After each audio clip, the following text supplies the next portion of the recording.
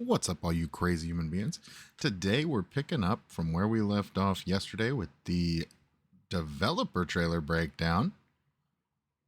And we're going to be going over it point by point, and then I have a sum up at the end. I hope you guys enjoy. If you do, smash that like and don't forget to subscribe. Thank you very much. Let's get right into it. You're going to be bearing with me on this one. You're bearing with me on this. Hello everyone and welcome to the Assassin's Creed Okay. So right out the gate we have subtitles on top of subtitles. Who the hell thought of this? What are you guys doing? You put subtitles in the thing and then did subtitles for your YouTube channel. What are you guys doing? Okay? You got to knock it off. Think about this. All right? Turn off the subtitles on the video when you put the subtitles in the video. Just saying. Mirage trailer breakdown. I'm Yusuf Magid and I'm joined by creative director Stéphane Boudon, narrative director Sarah Beaulieu, and art director Jean-Luc Sala, who are going to explain some of the details we saw in this brand new trailer. I forgot I muted myself. Very professional. Okay. So we have a bunch of directors. Okay. Keep that in mind. These are directors. Okay. I just want that in mind. Okay. Okay. Now, Sarah, I want to pause right here because we get our first look at Basim. We get a first look at young Basim. Why did you want to go back and tell this origin story? How old is he here? How many years before the Basim we know in Valhalla is this? So we are 20 years before Valhalla, around 20 years. Basim is around 70 years old on the trailer here. It's actually the beginning of the game. He's going to be around 17. We chose actually Basim and we wanted to tell his origin story because, as you know, maybe from Valhalla, So we're before the first game. This is very far back. Okay, very far back. Just to give you context. he's a very charismatic character already. And there was basically a blank page between the moment when actually Basim was raised in Samara by his father and the moment when we meet him in Valhalla. He is also someone that is going to become an assassin, and it was logical for us as we wanted to go back to the roots to actually showcase and let the player experience this coming of age and this whole becoming an assassin topic. We are working with an actor called L'Image Dupe, who is voicing Basim. Okay, all of that she just said was really good up until talking about the actor. We don't care. All of that was really good though. I like using Basim to connect the game. I mean, Valhalla's okay. Valhalla's okay. It's not an Assassin's Creed game, so let's just be honest. Valhalla, not Assassin's Creed. Since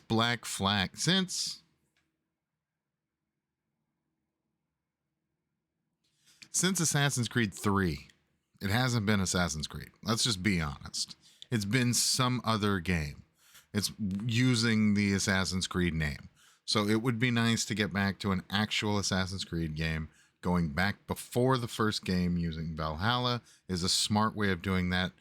And transporting it back to the Middle East, that was very smart as well. Using Basim is smart. So I think that is all very, very clever, very well designed.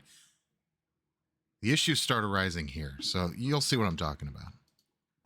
And just like Shore, we're very happy to have him on board. He's a great actor. Ready to sacrifice everything you held close.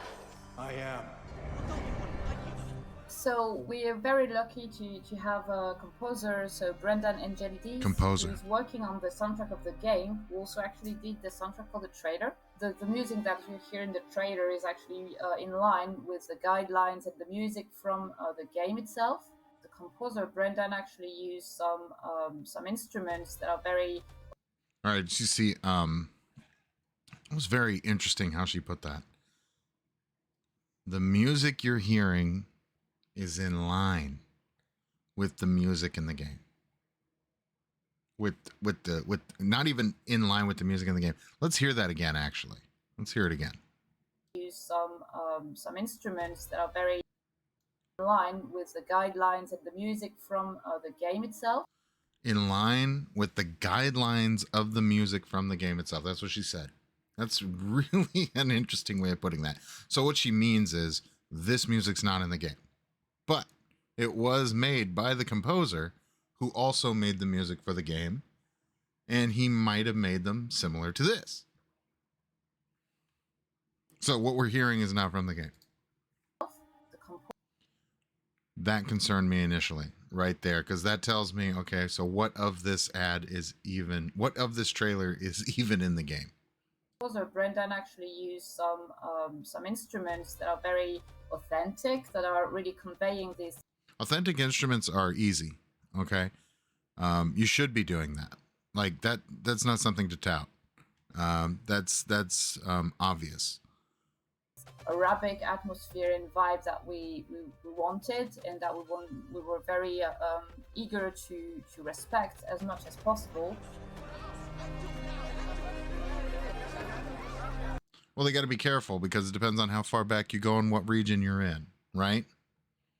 Arab expansion was around 600. So, just to give context.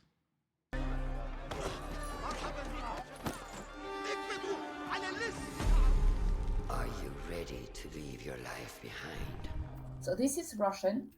Russian is one of our key characters. She's Basim's mentor. She's going to be here right from the beginning of the game until the end. And we have the great pleasure to be working with a great actress. Russian is going to be voiced by Shori Agdashlu, who is an Emmy Award-winning actress, and we're very happy. So now we've heard about one, the actor playing Basim, the composer of the music, this actor playing the mentor. Happy to have her on board. This is a game, right? This is a game. So Russian is a woman of 50, a really skilled hidden one. She's going to be key to Basim's evolution as a character. Also a lot of charisma there. And walk the path of shadows. I am. Basim has a lot of potential for becoming Hidden One. He's a gifted young thief first, and also he shares with them the same ideology of freedom and free will. Basim bears also a unique legacy as well, and Roshan will notice it, obviously. So that's why for all those elements, he will be a very key asset for the Hidden Ones. Then out of the dark, you will come into the light. So what they're saying there is we went back to stealth, right? We went back to stealth. Confirmation.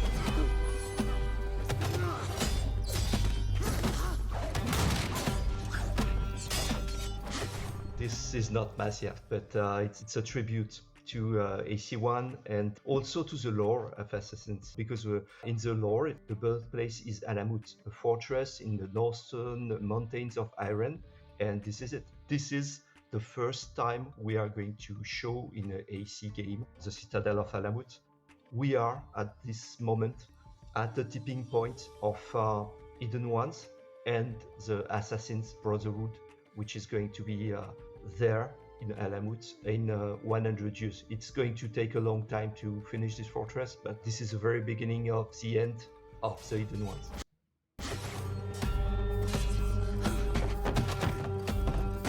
Oh, and he said this was a rendering, by the way. This is a love letter to AC1. I think everybody got it, seeing this trailer. We saw Roshan, we see Basim. They wear the Levantine white outfit with a little touch of, Arabic style, just like the shemag and the pompon. This is definitely going to be his role here, his coming of age of an assassin. So yeah, he's really looking like one. And I just want to make a note right now to all the viewers watching. Make note of this pose right here that Roshan gets Basim in, because I just want to point out an obvious thing that everybody notices, but I think it makes me look smart. Just might see it again. Yeah, during his training, Basim can be impetuous, but which can lead him to learn the lesson the hard way, you know? And from the light, you will return to the dark.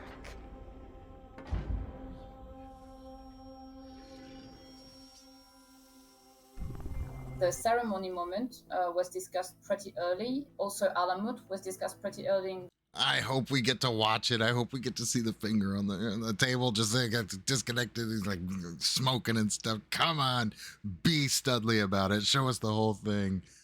the conception phase. It was something that we wanted to showcase because it's so important in the Assassin's Creed lore. It's a whole ceremony that you have to think about how it's going to happen, what people are going to say, and it's actually a pretty powerful thing to work on. Honestly, and it was also great to deep dive inside all the material the past AC games brings us. Concerning point number 2 coming up, by the way. So I'm not gonna lie, it was a challenge for us, of course, because we have ton of material. At the end, it was very satisfying working with Sarah, Jean-Luc, to see all the connection we succeeded to make inside Assassin's Creed Mirage. Yeah, and if I may add, we reversed engineered Basim because Basim in Valhalla has a cut finger. So we needed to explain why his finger was cut. So we know it's a typical feature of the early assassins. Yeah, I think it's part of the process. We break down. I'm gonna let him finish, but here's my concern. The Basim of Valhalla, the look of him, and try to see what is the kind of visual tags, costume parts he can have early on, and try to explain why this or that is still there in Valhalla. But also,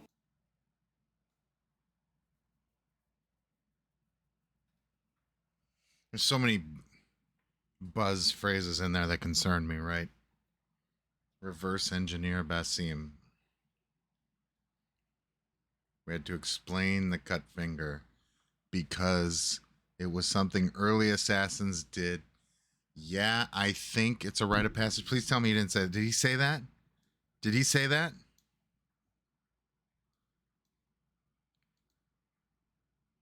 Early assassins. Yeah, I think it's part of the process. I think it's part of the process.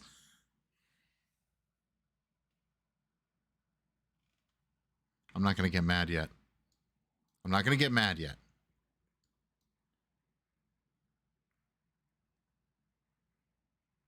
But I think they don't know why they cut their fingers off. I'm not mad yet. Explain why this or that is still there in Valhalla. But also, our story is has a beginning and an end, and it's key. Oh, guys, hold on. Newsflash. Hang on. Their story has a beginning and an end. That was key. Thank God. Oh, hold on. It was key to them. Look, it says right here, and it's key to us that they had a beginning and an end. And it's just, I don't quite know how to respond to that, right? It was key to us that we had a beginning and an end. Our story has a beginning and the end, and it's key to us. Let's see what he says. What she says. Excuse me. To make it accessible. Okay. To everyone. Okay. It was key to them that it was accessible to every player, but just the statement that our story has a beginning and an end just hurts my brain.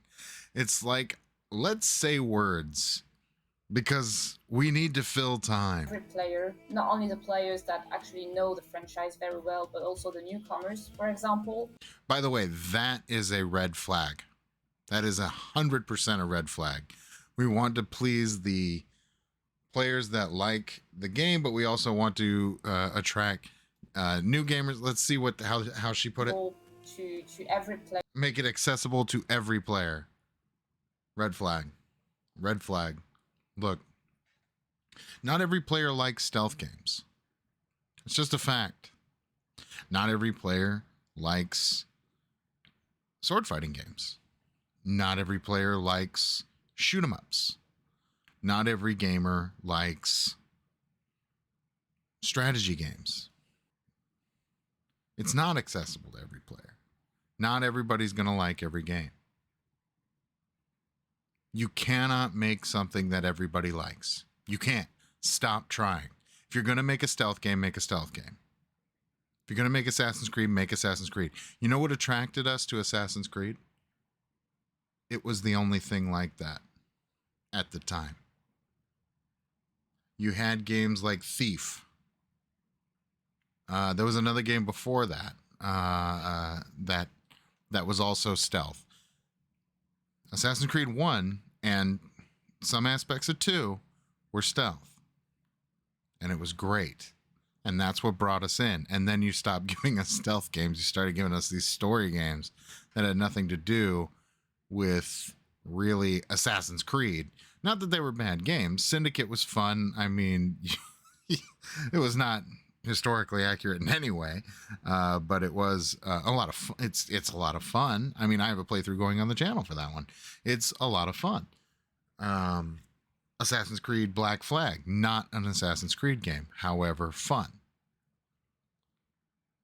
But you're drawing in different players for that game.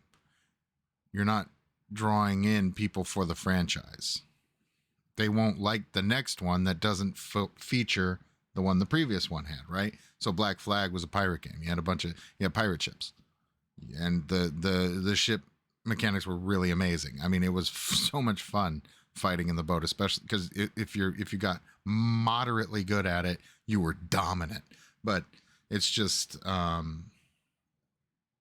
if you didn't have that the next game, and that was all you were there for, then you're done. Right?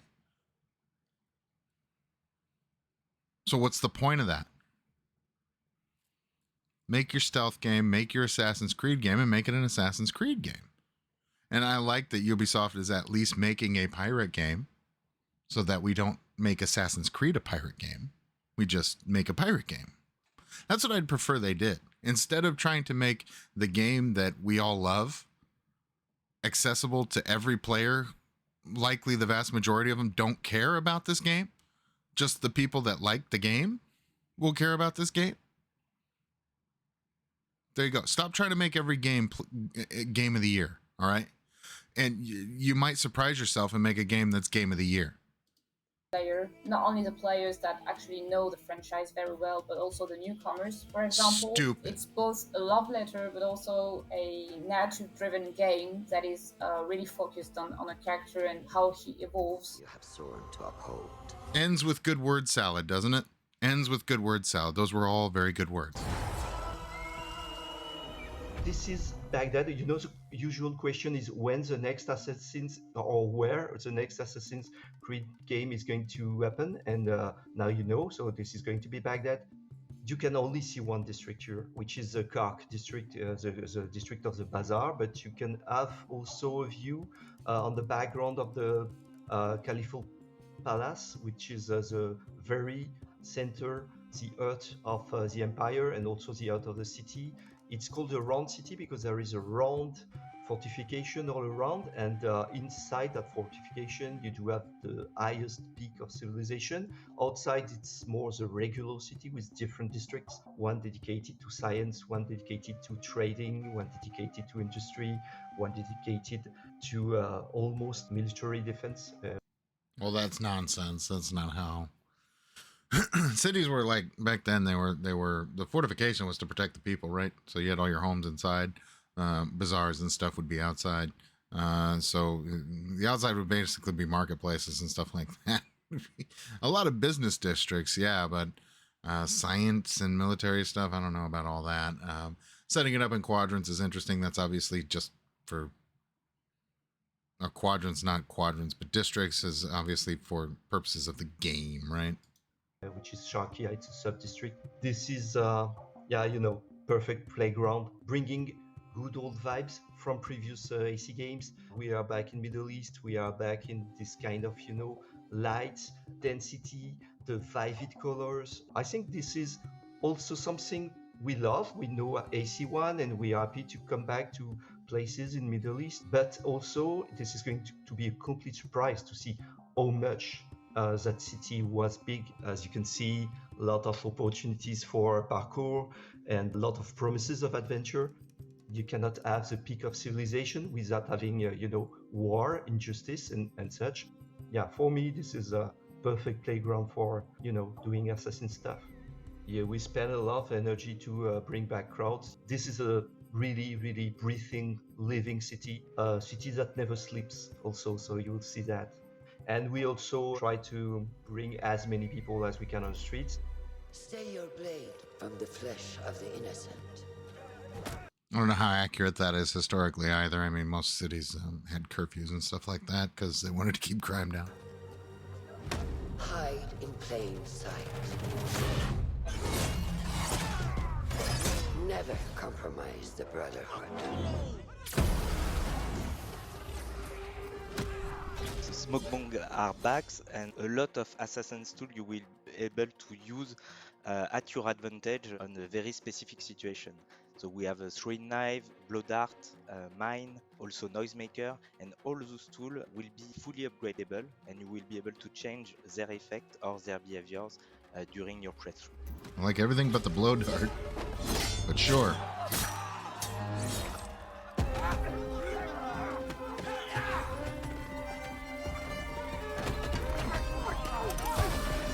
I like those. Maybe too technologically advanced, but I don't care. Your eagle, his name is Enkidu.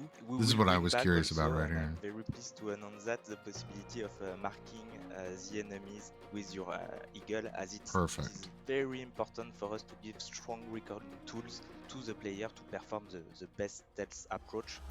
They basically had stopped doing that with the eagle, right? The eagle was totally pointless. It's something to look at the map with. From this day forward, you are a hidden one.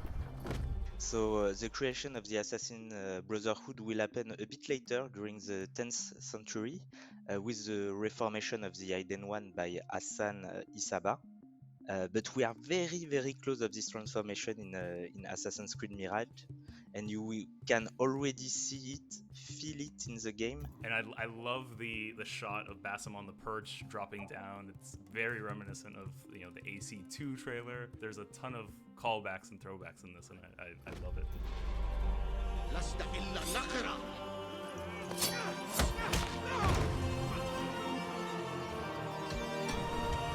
Oh, first, this is a mask of the... They couldn't just let it play that part. I was not going to say anything until after that part played, because that part is actually excellent, and the way they did it was excellent. They couldn't just let that part play without talking.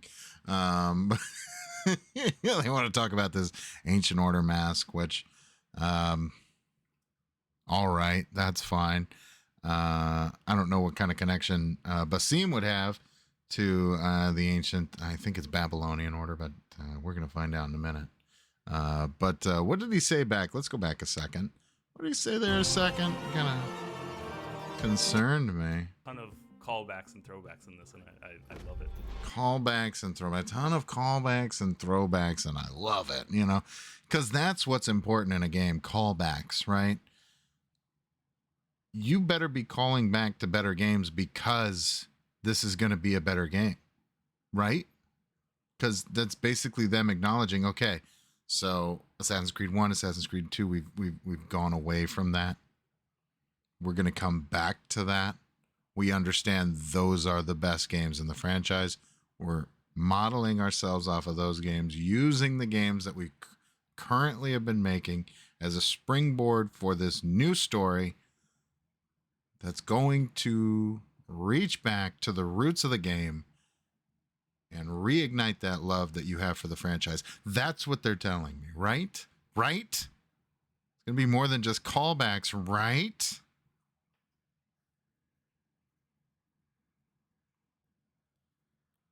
I don't know. I'm not convinced. Not convinced.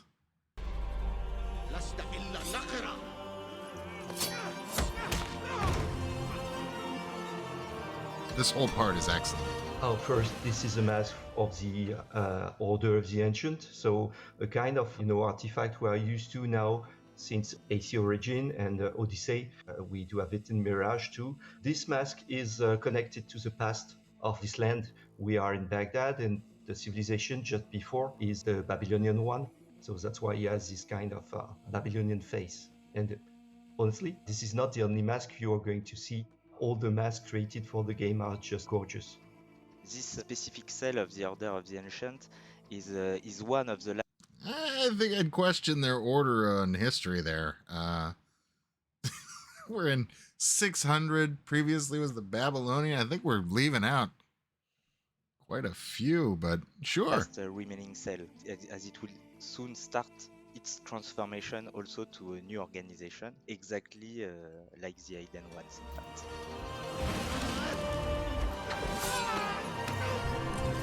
So, Sarah, here we see Basim perform the same move that Roshan performed on him, and this is something we've seen throughout the trailer. He fails at one point, and then he learns and he grows. Are we going to get to see Basim evolve throughout the game? Yes, sure. As you saw at the beginning of the trailer, Basim starts from being a street thief to a master assassin.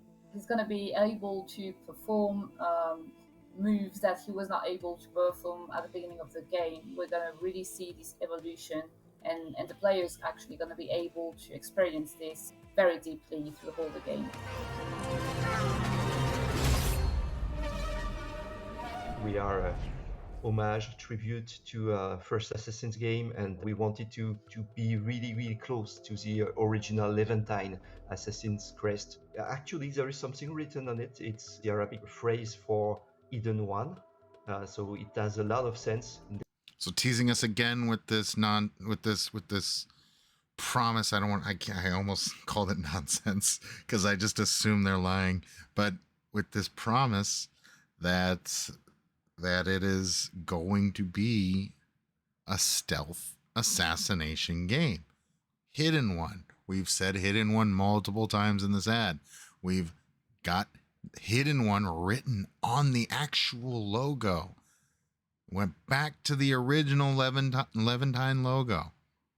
By the way, Babylon was like 1600 BC, and then stinking the Persian expansion, which would have been after that, around 500. So we're just totally forget Persia. We don't have to talk about Persians. I don't know why they're doing that. It's so weird. But anyway, we're going to skip that. We're going to go straight. Yeah, everyone's Babylonian. Sure. Babylon, we'll talk about. Well, we'll harken back to Babylon. Forget the Persians. Forget them. The game to have this kind of hidden message in a game about the Hidden Ones. It has been made by a very wonderful artist. Atem Arafa is a very well-known and skilled calligraphic artist. He also worked on something you will discover while playing the game, which is our skill tree, and it will feature some wonderful piece of Arabic calligraphy on the UI. You know, every Assassin's Creed game is trying to make a kind of, magic trick with the crest. I'm really happy about what we've done with ours.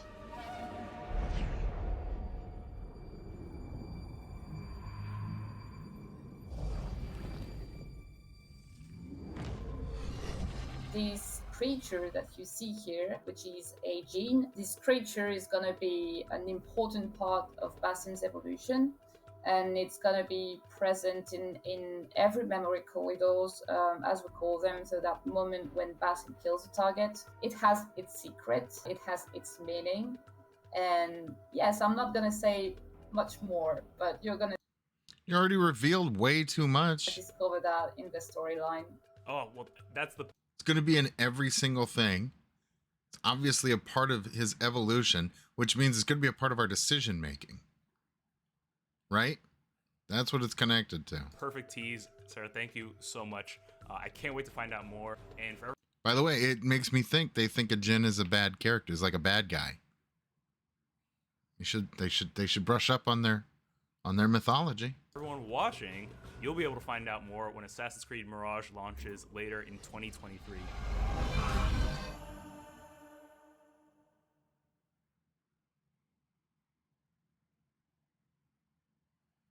And there you have it. So like I said, I have some concerns there. One of which being it doesn't seem like they actually know the history of the game. They may know the immediate games like Origins, Valhalla, the other one that was between Origins and Valhalla. Like, they may know those games, but did they go back and research the first bunch of games? Because it's weird when he's talking about it. He's talking about, we need to reverse engineer him. Okay. So do you have no contact with the people that wrote Valhalla? Why do you have to reverse engineer him? You can't ask them why he has the characteristics that he has. But besides that, okay, so they have no contact with the previous makers of the game, or if they do, that's a weird way of explaining it. Secondly, we have to show he has a cut finger, so we have to show why that happened. Okay, so as if they're making it up, which they are not.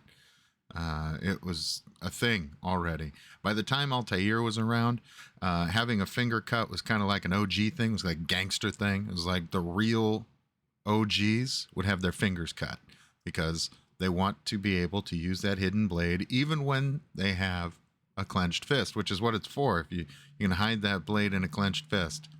Can't do that with your finger. One particular assassin tried it and cut his finger off, and that's how they figured it out. So there you go. Also, it just became, I guess they're using it as kind of a way of showing your dedication to the group. That's fine, but at least acknowledge why they were doing it, right?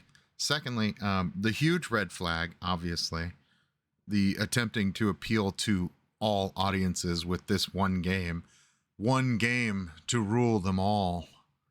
It won't happen. It can't happen. And all it does is ruin a game when you're trying to make the one game that appeals to everyone, because it doesn't, and it can't. Now, accessibility to everyone, I went off on that because that they use the word accessibility, but they really mean accessibility is a buzzword, because what they really mean is they want everyone to play their game. They think they can make a game that everyone will like.